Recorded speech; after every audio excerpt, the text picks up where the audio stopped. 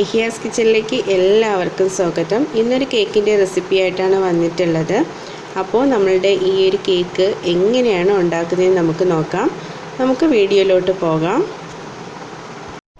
അപ്പോൾ ഞാനിവിടെ ഒരു 1.5 കിലോയുടെ കേക്കാണ് ഉണ്ടാക്കുന്നത്. അതിനായിട്ട് ഒരു 6 മുട്ട എടുത്തിട്ടുണ്ട്. അത് നമുക്ക് ഒന്ന് ബീറ്റ് ചെയ്തെടുക്കാം.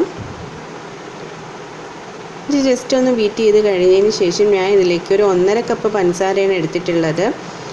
അപ്പോൾ അത് ആദ്യം ഫസ്റ്റ് 1/2 കപ്പ് ഇട്ട് കൊടുക്കുന്നുണ്ട്. 3 പ്രാവശ്യമായിട്ടാണ് ഞാൻ ഇതിലേക്കുള്ള പഞ്ചസാര ഇട്ട് കൊടുക്കുന്നത്. അപ്പോൾ നമ്മുടെ മുട്ട ജസ്റ്റ് ഒന്ന് ബീറ്റ് ചെയ്തതിന് ശേഷം അതിലേക്ക് ഒരു 1/2 കപ്പ് പഞ്ചസാര ഇട്ട് കൊടുക്കുന്നുണ്ട്. അത് ഇട്ട് കൊടുത്തതിന് ശേഷം ജസ്റ്റ് ഇതുപോലെ ഒന്ന് ബീറ്റ് ചെയ്ത് കൊടുക്കാം. അപ്പോൾ നമുക്കിതൊന്ന് ബീറ്റ് ചെയ്തെടുക്കാം. ഇനി 1/2 കപ്പ് പഞ്ചസാരയും കൂടി ഇട്ട് കൊടുക്കുന്നുണ്ട്. ഞാനിവിടെ പൊടിച്ച പഞ്ചസാരയാണ് 1.5 കപ്പ് എടുത്തിട്ടുള്ളത്. അപ്പോൾ അത് ഞാനൊരു 3 പ്രാവശ്യമായിട്ടാണ് ഇതിലേക്ക് ഇട്ട് കൊടുക്കുന്നത്. ഒരുമിച്ച് ഇട്ട് കൊടുക്കരുത്.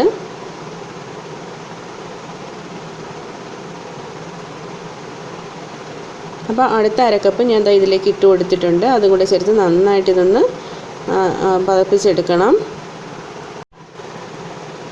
അപ്പോൾ അതും കൂടെ ഇട്ട് ഇതുപോലെ ഒന്ന് ബീറ്റ് ചെയ്തതിന് ശേഷം ഇനി ഇതിലേക്ക് ഞാൻ ഒഴിച്ചു കൊടുക്കുന്നത് ഒരു 1.5 ടേബിൾ സ്പൂൺ സൺഫ്ലവർ ഓയിലാണ്.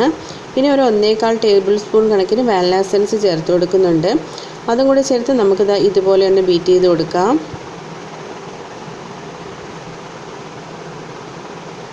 ഇനി ഇതിലേക്ക് ചേർത്ത് കൊടുക്കുന്നത് സ്ട്രോബെറിയുടെ എസൻസ് ആണ്. 2-3 തുള്ളി മാത്രം ചേർത്ത് കൊടുത്താൽ മതി. ഒരുപാടായി പോകണ്ട. ഒരുപാടായി പോയാൽ അതിൻ്റെ ഒരു കുത്തൽ ഫീൽ ചെയ്യും. ജസ്റ്റ് ഒരു കളർ കിട്ടാൻ വേണ്ടിയിട്ടാണ് ഞാനിത് ചേർത്ത് കൊടുക്കുന്നത്. വേറെ കളർസൊന്നും ചേർക്കുന്നില്ല. അപ്പോൾ ജസ്റ്റ് ഇതുപോലെ ഒന്ന് മിക്സ് ചെയ്തതിന് ശേഷം ഇനി ഇതിലേക്കൊരു 1.5 കപ്പ് മൈദാമാവ് ഇട്ട് കൊടുക്കുന്നുണ്ട്.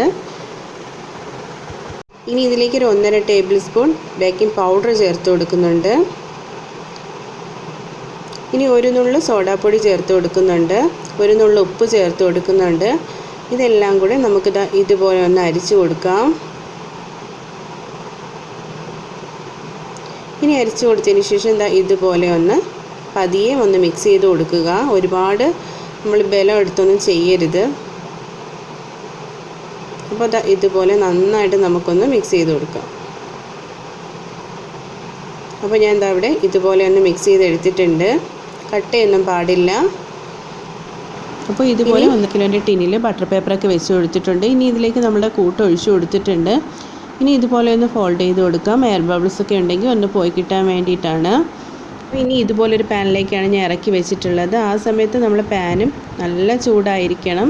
ചൂടായതിന് ശേഷം മാത്രമേ ഇതുപോലെ ഇറക്കി വെച്ച് കൊടുക്കാവൂ. ഞാൻ ഇതിൻ്റെ ഇടയ്ക്ക് കുറച്ച് ഉപ്പും കൂടെ ഇട്ട് കൊടുത്തിട്ടുണ്ടായിരുന്നു. അപ്പോൾ ഇനി നമുക്കിതിനെ നന്നായിട്ടൊന്ന് അടച്ച് വെച്ച് ഒരു 40-45 മിനിറ്റോളം വേണ്ടി വരും. നമുക്ക് ഇതൊന്ന് കുക്ക് ചെയ്തെടുക്കാം. ഇതിൻ്റെ മുകളിലായിട്ട് ഇതുപോലെ എന്തെങ്കിലും വെയിറ്റുള്ള സാധനം വെച്ച് കൊടുത്താൽ കുറച്ചുകൂടെ നന്നായിരിക്കും. അപ്പോൾ ഒരു 45 മിനിറ്റിന് ശേഷം നമ്മളെ കേക്ക് ഇവിടെ നന്നായിട്ട് തന്നെ വെന്ത് വന്നിട്ടുണ്ട്. ഇനി നമുക്കിതൊന്ന് തണുക്കാനായിട്ട് മാറ്റി വയ്ക്കാം. അപ്പോൾ ഞാൻ ഇവിടെ തണുക്കാനായിട്ട് മാറ്റി വെച്ചിട്ടുണ്ട്. തണുത്തതിന് ശേഷം ഇതുപോലെയാണ് നമ്മളെ കേക്ക് കിട്ടിയിട്ടുള്ളത്. അപ്പോൾ ഇനി നിങ്ങൾക്ക് ഇഷ്ടമുള്ള രീതിയിലൊക്കെ ഇതൊന്ന് ഡെക്കറേറ്റ് ചെയ്ത് എടുക്കാവുന്നതാണ്. ഇതിനൊരു 3 ലെയറായിട്ട് നമുക്ക് കട്ട് ചെയ്തെടുക്കാം. അപ്പോൾ ഞാൻ ഈ ഒരു രീതിയിലൂടെ ഡെക്കറേറ്റ് ചെയ്ത് എടുത്തിട്ടുണ്ട്. നിങ്ങൾക്ക് നിങ്ങളുടെ ഇഷ്ടത്തിനനുസരിച്ച് എങ്ങനെയാണോ വേണ്ടത് ആ രീതിയിൽ ചെയ്യാവുന്നതാണ്. അപ്പോൾ നിങ്ങൾക്ക് വീഡിയോ ഇഷ്ടപ്പെട്ടെന്ന് വിചാരിക്കുന്നു. ഇഷ്ടപ്പെട്ടെങ്കിൽ നിങ്ങൾ ഇതുപോലെ ഒന്ന് ട്രൈ ചെയ്ത് നോക്കുക. നിങ്ങളുടെ അഭിപ്രായങ്ങളൊക്കെ കമൻറ്റ് ബോക്സിൽ അറിയിക്കുക. പിന്നെ ലൈക്ക് ചെയ്യാനും ഷെയർ ചെയ്യാനും സബ്സ്ക്രൈബ് ചെയ്യാനും മറന്നു പോകണ്ട. അപ്പോൾ പിന്നെ അടുത്ത വീഡിയോ ആയിട്ട് വരുന്നത് വരേക്കും ഓക്കെ ബൈ.